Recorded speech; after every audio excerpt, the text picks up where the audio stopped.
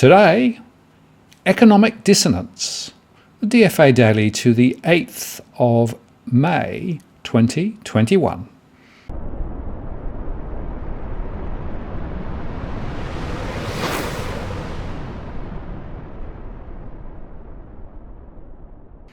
Hello again, it's Martin North from Digital Finance Analytics, working at this post covering finance and problem news with a distinctively Australian flavour.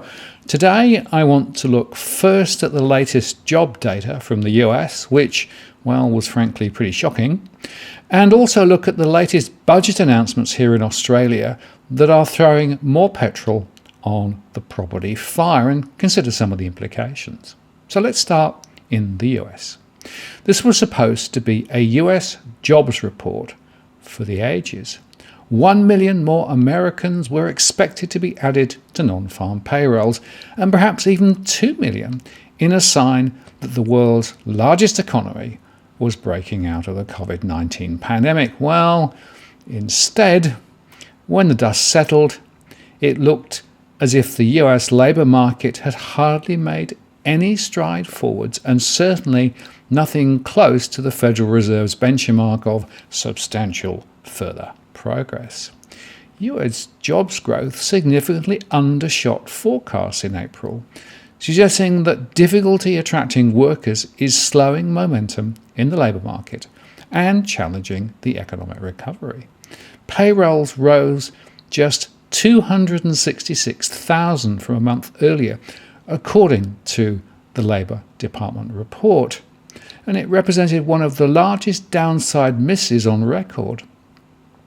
Various people were expecting at least 1 million, so that's a massive miss. The unemployment rate edged up to 6.1%, though the labour force participation rate also did increase. The report stunned investors as Treasury yields plunged. The benchmark 10-year yield dropped by more than 10 basis points to 1.464%. That's the lowest in more than 2 months, before just moving up slightly later. The dollar turned sharply lower. And yet, US stocks rose on expectations that monetary policy will remain conducive to economic growth for a sustained period. The Dow rose 0.66%, to end the day at a record close of 34,777. The S&P 500 was up 0.74% to close at a record of 4,232, and the Nasdaq gained 0.88%. The euro-dollar market pushed back its pricing for a Federal Reserve rate increase to mid-2023, and the euro-US dollar was down 0.85% to 1.2166. The volatility index was down 9.24% to 1669, while gold futures for June delivery was up 0.89% to 1,831, while crude oil was 0.29% higher to 64.90. And the US dollar futures index was down 0.8% to 90.2. And in passing, Ethereum was up 2.03% to 3,530. And Bitcoin was up 2.39% to 57,557. And finally, Coinbase was up 2.7% to 263.70. With the Fed's ongoing narrative of lower for longer rate environment strengthened, tech stocks moved higher as fears of a rapid pace of inflation and overheating eased. Google parent Alphabet, Microsoft, Facebook, and Apple all ended higher, although Amazon closed a little lower. The disappointing payroll print leaves overall employment more than 8 million short of its pre-pandemic level, and is consistent with recent comments from company officials highlighting challenges in filling open positions. It's a lot faster to lay off workers than it is to hire them back, said Sarah House, a senior economist at Wells Fargo. While we are seeing some workers coming back into the labour force, it isn't just fast enough. While job gains accelerated in leisure and hospitality, Employment at temporary help agencies and transportation and warehousing declined sharply. Fed Chair Jerome Powell said last week that the dichotomy between the large number of unfilled positions and millions of unemployed likely reflects a combination of a skills gap, childcare obligations, and lingering virus fears, although some will argue that the handouts didn't help. Massive fiscal stimulus, including the latest $1.9 trillion package passed by President Joe Biden in March, may also be impacting the pace of job growth. Some firms indicated enhanced unemployment benefits, and the latest round of pandemic relief checks are indeed discouraging a return to work, even as job openings approached a record. Minneapolis Fed President Neel Kashkari said the data justified why the Fed is continuing to deliver its own stimulus. Today's job report is just one more example to show that we have a long way to go and we should not prematurely declare victory, he said. On an unadjusted basis, payrolls rose by more than 1 million last month. Seasonal adjustments usually call for a large hiring gain in April, which may in part explain why the headline number fell short of forecasts. Another reason for the more moderate employment gain is problems in the nation's supply chains. For example, motor vehicle production has been severely hampered by shortages of semiconductors. The jobs report showed manufacturing payrolls declined 18,000 in April, driven by a sharp fall in jobs at automakers. Hourly earnings rose 0.7% in April from a month earlier to $30.17. The jobs report showed the wage data for April suggests that the rising demand for labour associated with the recovery from the pandemic may have put upward pressure on wages, the Labour Department said in a statement. A separate measure of compensation that isn't subjected to shifts in industry employment, the Employment Cost Index, rose 0.9% in the first quarter. That was the largest quarterly gain since 2007, according to the Labour Department's data. While the job numbers themselves were certainly disappointing, I think there are a few nuggets in here that are positive developments, House said. Labour force participation, a measure of the percentage of Australians either working or looking for work, rose to 61.7% in April from 61.5%, likely supported by increased vaccinations that helped fuel the reopenings of many retail establishments, restaurants, and leisure-facing businesses. Average weekly hours increased to match the highest on record dating back to 2006, and the gain in the work week, increased pay, and the improvement in hiring helped boost aggregate weekly payrolls 1.2% in April after a 1.3% gain a month earlier. Workforce participation for men aged 25 to 54 increased last month, while edging lower for women. Women dropped out of the US labour force in April for the first time since January, signalling the jobs recovery may be more haphazard than expected, even as more schools reopened and vaccinations accelerated. Some 165,000 women aged 20 and over withdrew from the labour force, meaning they aren't employed or searching for a job.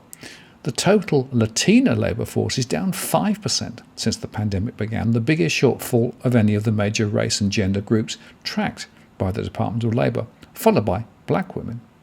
Women have seen disproportionate job losses during the pandemic as schools, daycare, and elder care closures forced many of them to leave work to care for children, elderly parents, or sick family members.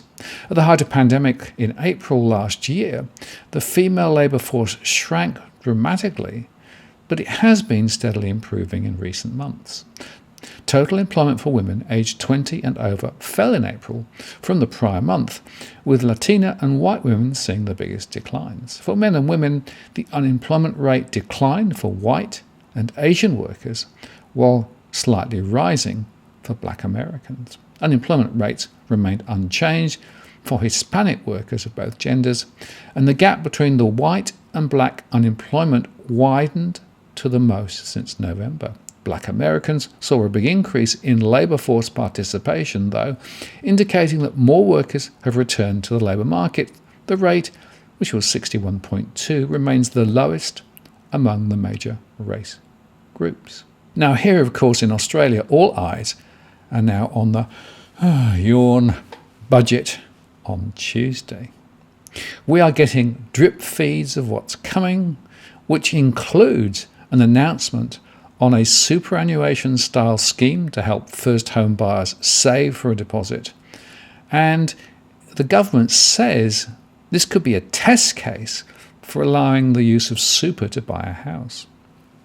Frydenberg told the AFR that although next week's budget will not contain changes allowing the use of super to buy a house, the government has not given up on the idea. We just continue to examine all options. We don't close doors, he said. Tuesday's budget, Frydenberg said, would aim to lock in the economic recovery while guarding against the ongoing pandemic, and it will bolster from $30,000 to $50,000 the maximum amount of voluntary contributions that can be released from the First Home Super Saver scheme. The scheme, which you may remember was introduced in the 2017-18 budget, allows first home buyers to save by enabling them to make contributions of up to $30,000 to an account with the same tax concessions as super. The scheme is available in addition to superannuation, not as an alternative, but its expansion in the budget and the resultant take-up will be viewed by the government before it decides whether to try and allow super itself to be used for a home, as is being demanded by some backbenchers. The idea was not backed in pre-budget deliberations, partly because it would further overheat an already raging housing market. The government will also add another 10,000 places to the First Home Loan Deposit Scheme, which enables eligible first home buyers to build or buy a new home with no more than a 5% deposit, rather than the normal 20%. The government, in partnership with small banks and non-bank lenders, underwrites the remainder of the lender's mortgage insurance through its National Housing Finance and Investment Corporation. While the government has changed its fiscal rules to keep spending to try to drive unemployment below 5%, Frydenberg said, "We're not engaging in a spendathon. We are absolutely focused on targeted support for the economy where it's needed, not undermining the structural integrity of the budget, but capitalising on this historic opportunity to drive the unemployment rate lower," he said. But in an additional move, single parents will be backed to buy their own home with a deposit as modest as 2% under a new housing program, which will be announced on Tuesday.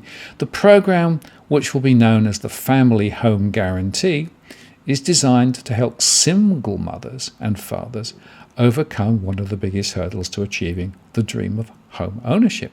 The new Family Home Guarantee for single parents will support up to 10,000 single parents with dependents over 4 years, commencing 1 July 21. But it will help not only first home buyers, but also single parents attempting to re-enter the housing market after divorce and family breakdown. Like the existing First Home Loan Deposit Scheme, it will be subject to property price caps that restrict the benefits based on the state where the single parents live. Treasurer Josh Frydenberg told news.com.au the new policy was designed to address the challenges experienced by single parents trying to enter the housing market. The Morrison government understands the importance of owning your own home and the significant economic and social benefits home ownership provides, he says. The Family Home Guarantee recognises that the challenge of saving a deposit is even harder when you're on a single income while raising children. Housing Minister Michael Sukkar said the policy idea was the product of many months of discussion with banks and single parents over the challenges around getting into the market and securing a home for their family in retirement.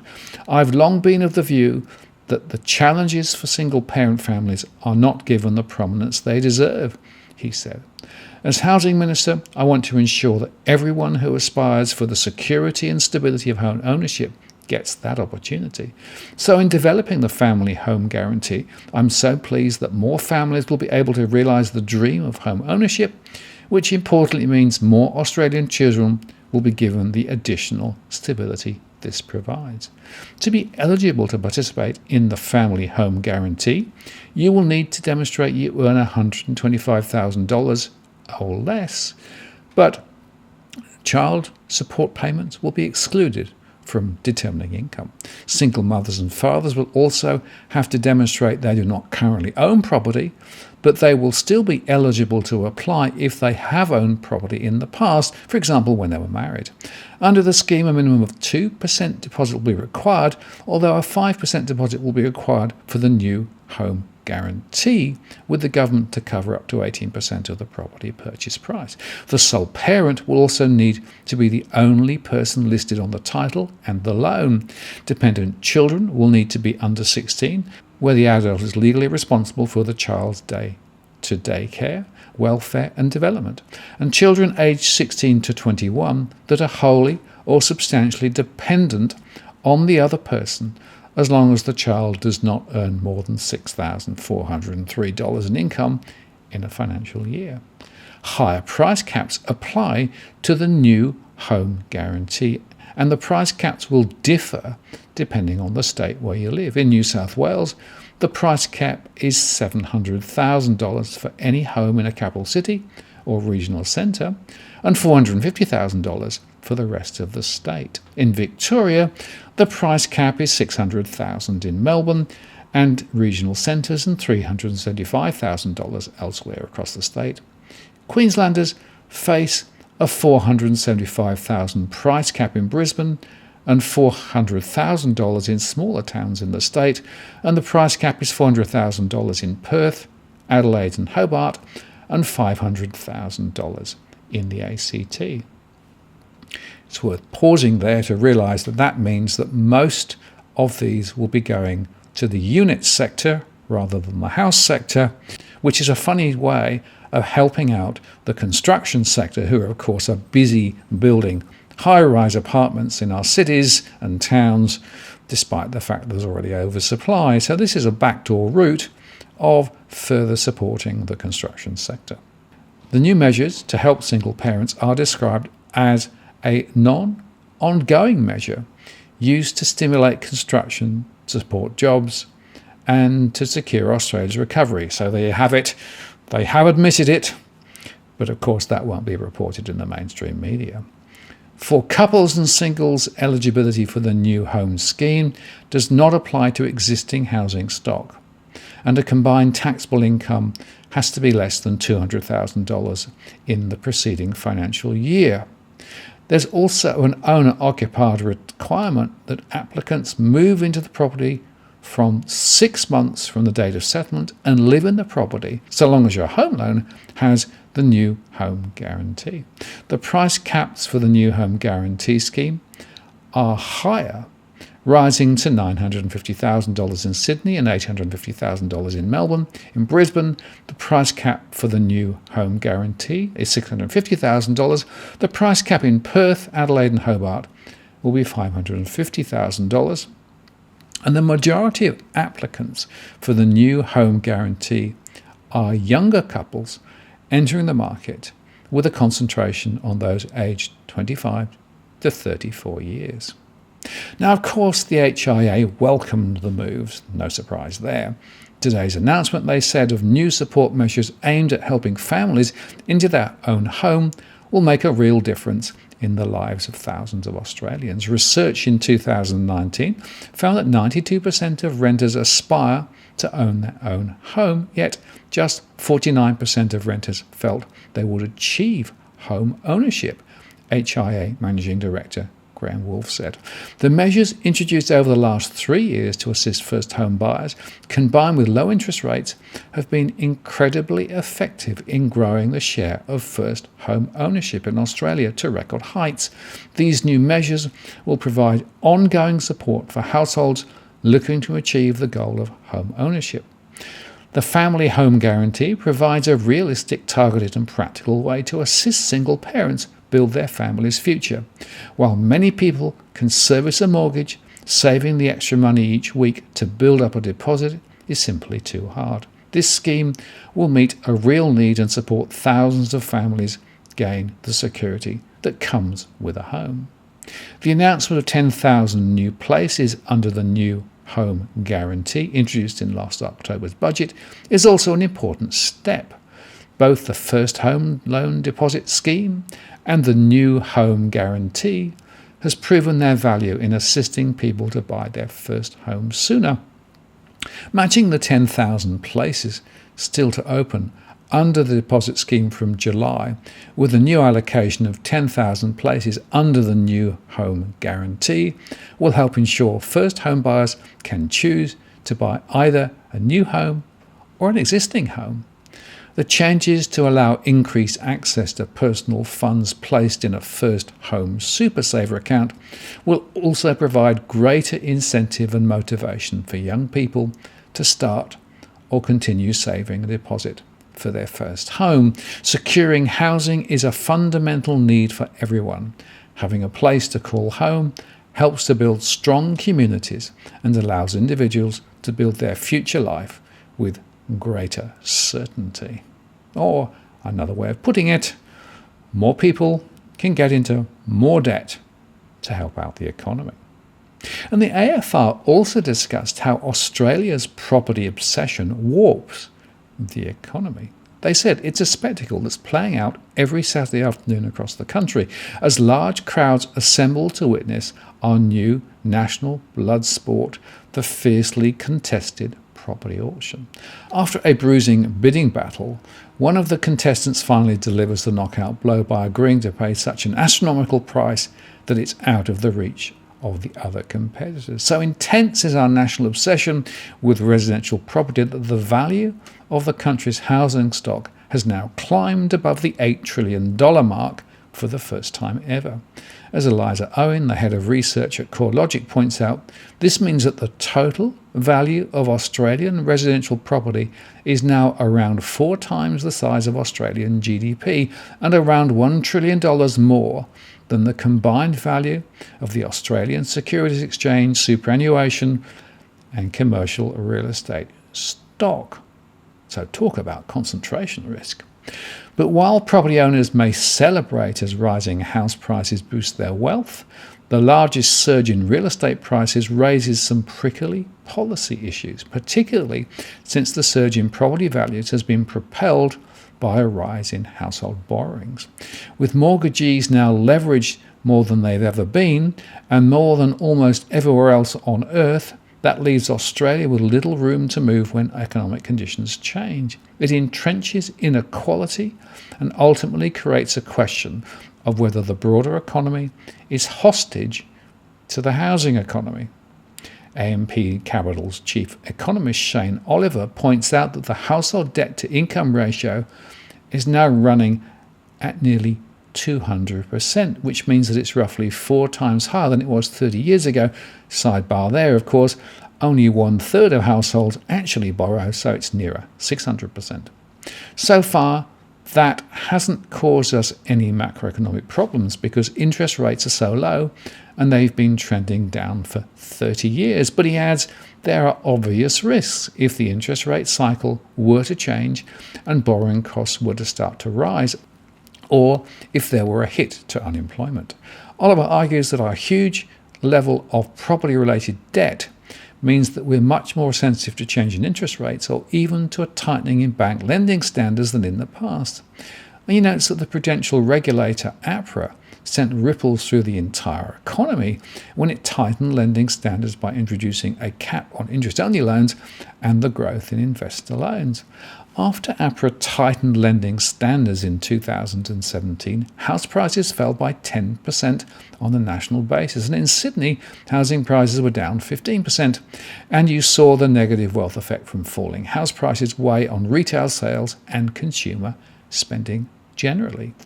And he argues that high household debt will likely constrain the magnitude of future interest rate rises. High levels of household debt does put a limit on how much the Reserve Bank can raise interest rates and on how much they will need to raise interest rates to cool any future overheating in the economy.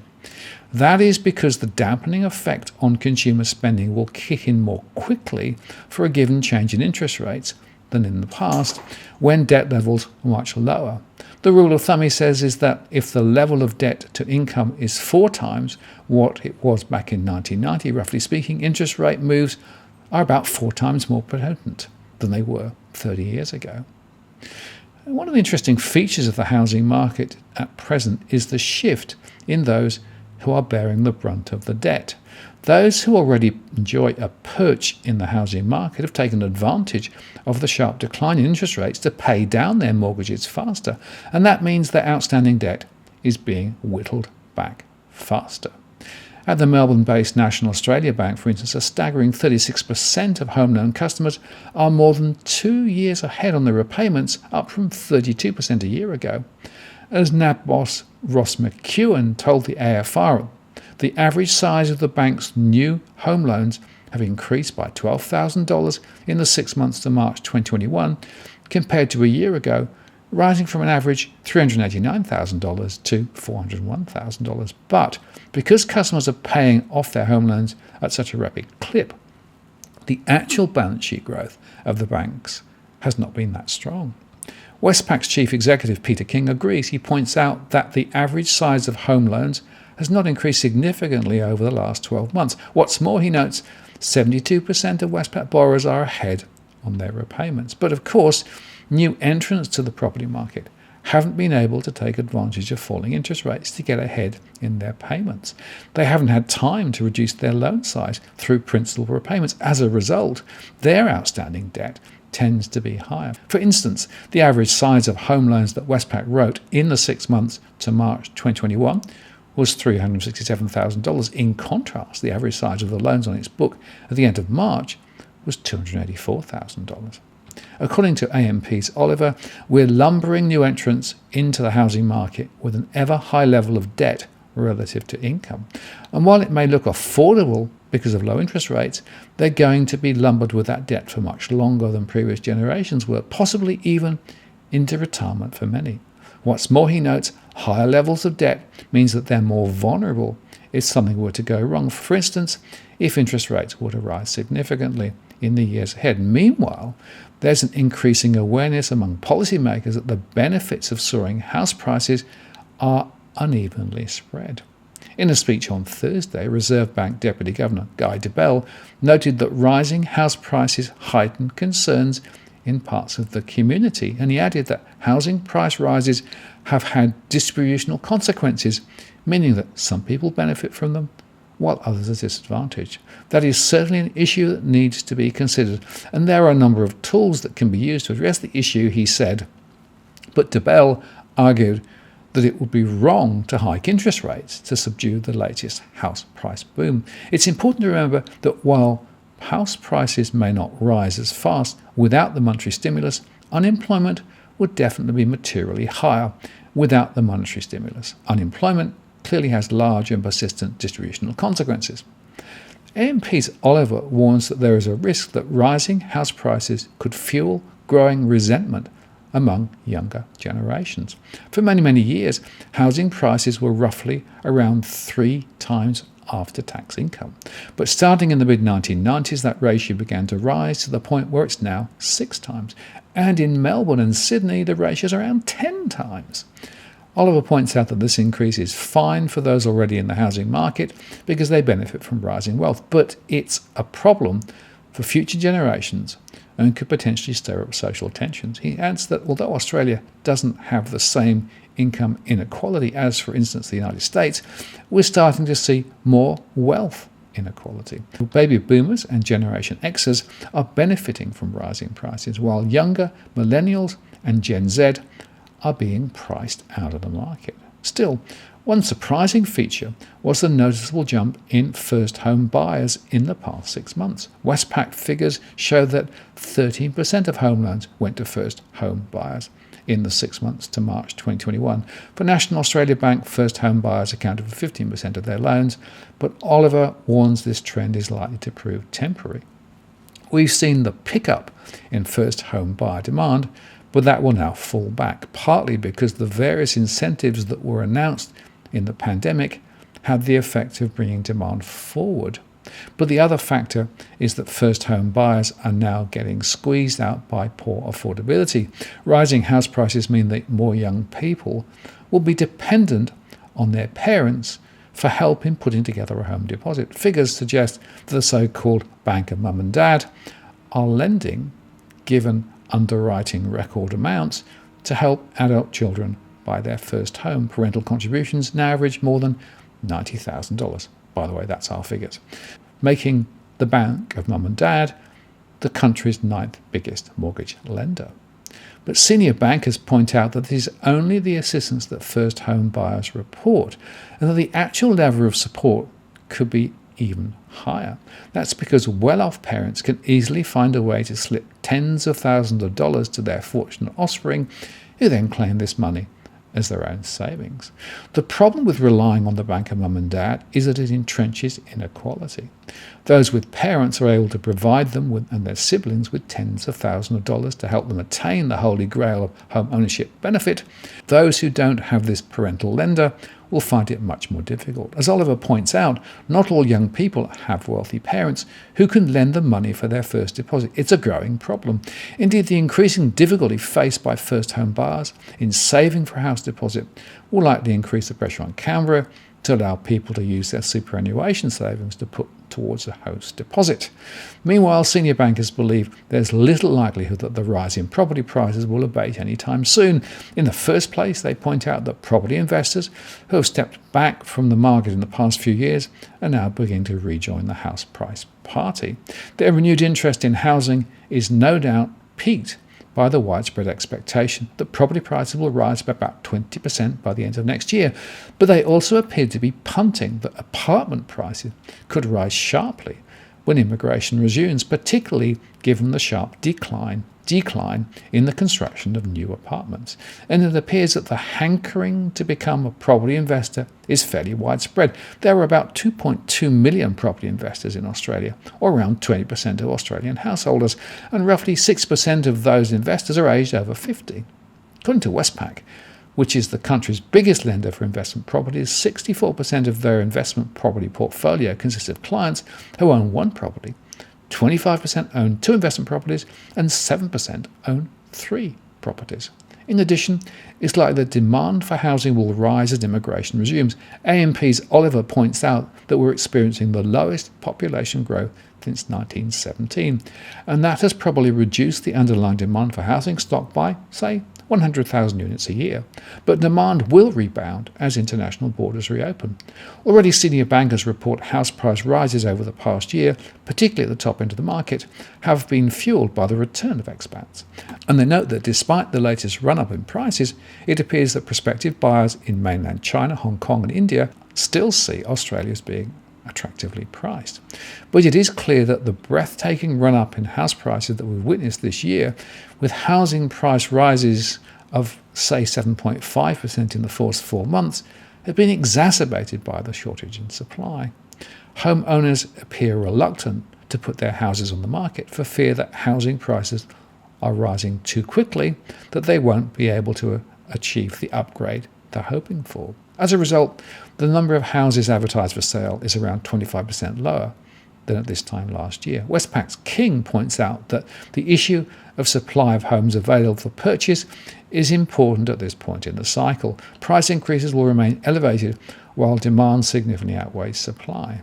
As supply of housing increases and affordability is impacted, the price increases should moderate.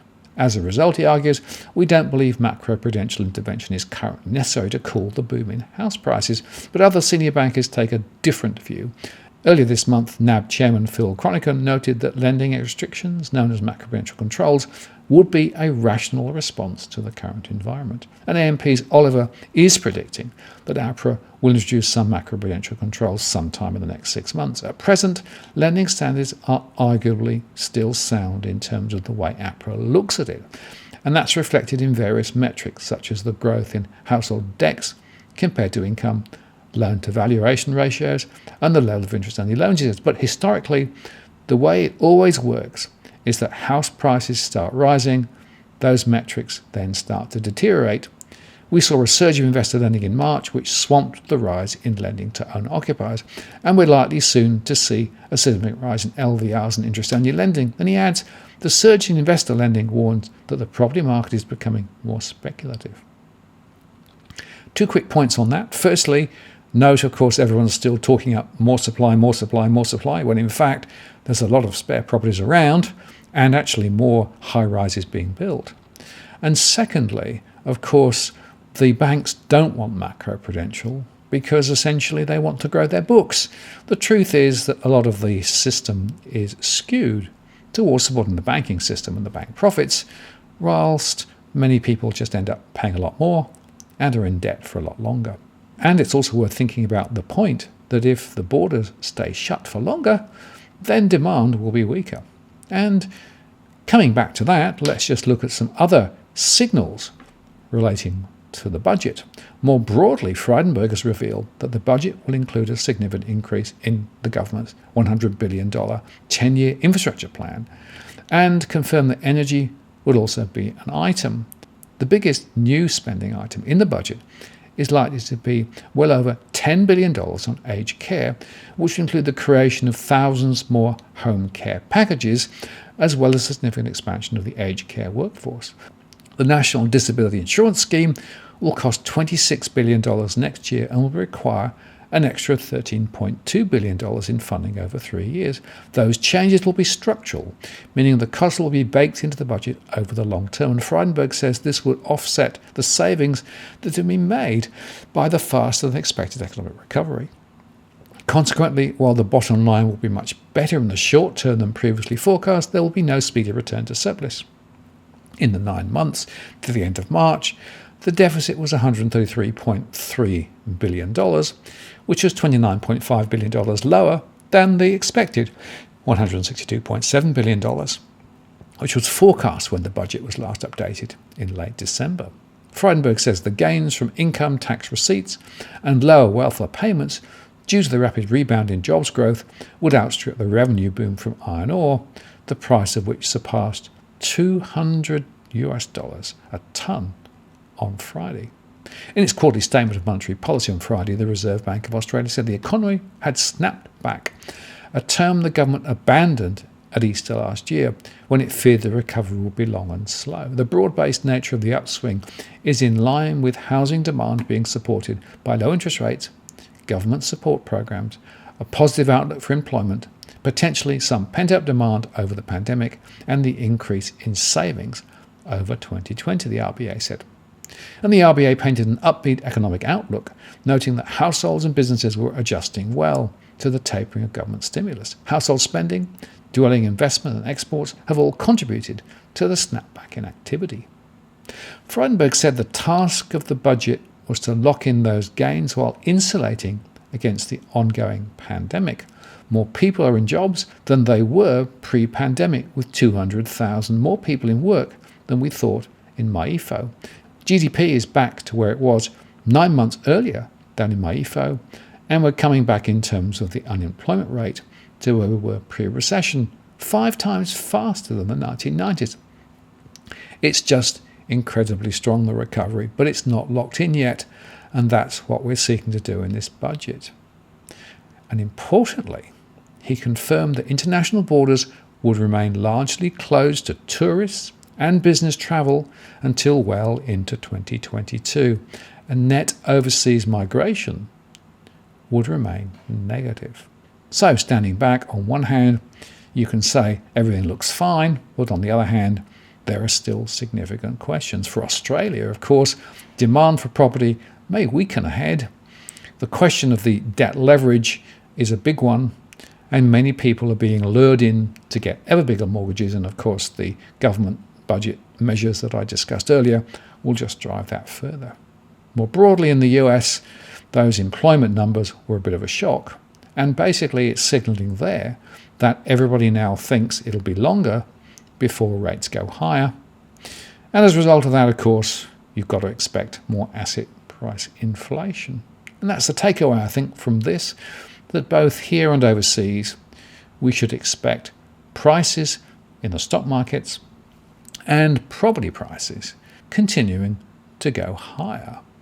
Not because they are fundamentally valued right, but simply because of all the stimulation that keeps being thrown at it and the very low interest rates.